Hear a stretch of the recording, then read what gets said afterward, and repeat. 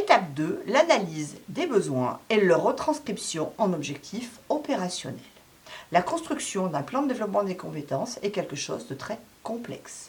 En effet, le processus va nécessiter l'intervention de nombreux acteurs et il va également être contraint par un calendrier imposé par le législateur, mais également par les réunions avec les CSE et par la déclaration fiscale. C'est pourquoi son élaboration doit être soigneusement planifiée et effectivement les différents acteurs sensibilisés et prévenus en amont de la conception du plan. Préciser la contribution attendue de la formation.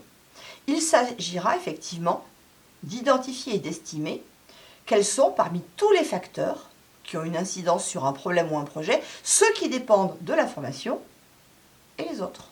Cela peut être des objectifs stratégiques à l'entreprise, par exemple, la volonté de se développer à l'international. Dans ces cas-là, on va pouvoir, par exemple, penser qu'il serait peut-être bon de former les assistants import-export à l'anglais, par exemple, ou au chinois, pourquoi pas, hein, si jamais on se développe vers la Chine.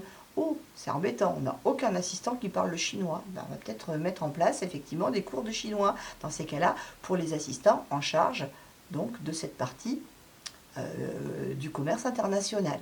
Cela peut également être des objectifs opérationnels.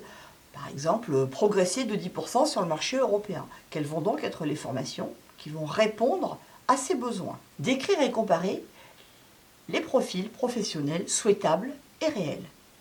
Dans le schéma ci-dessous, qui est extrêmement bien fait, vous voyez qu'il y a d'un côté le poste, avec les besoins de compétences liées au poste, de l'autre, le salarié, avec les compétences actuelles du salarié. Bien évidemment, la formation va permettre de faire matcher les deux. Il faudra également préciser les orientations et les contraintes à prendre en compte.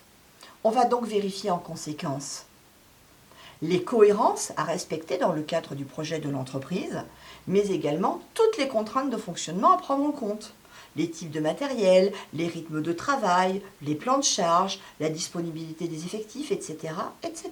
Il faudra pour ce faire traduire en priorité les besoins de formation en objectifs qualitatifs et quantitatifs. En effet, il est souhaitable que ces objectifs soient définis de différentes façons.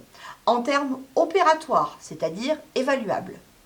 En termes de comportements globaux, catégories d'emploi type. Et en précisant les délais dans lesquels ils doivent être atteints, bien évidemment, en tenant compte de tous les impératifs qu'il peut y avoir. Je vous laisse maintenant regarder ci-dessous un exemple de grille d'entretien d'analyse des besoins. En effet, cette grille va reprendre les questions qui vont être posées aux salariés lors de l'entretien, de façon à définir quels sont ses besoins en termes de formation. Rendez-vous pour la prochaine étape.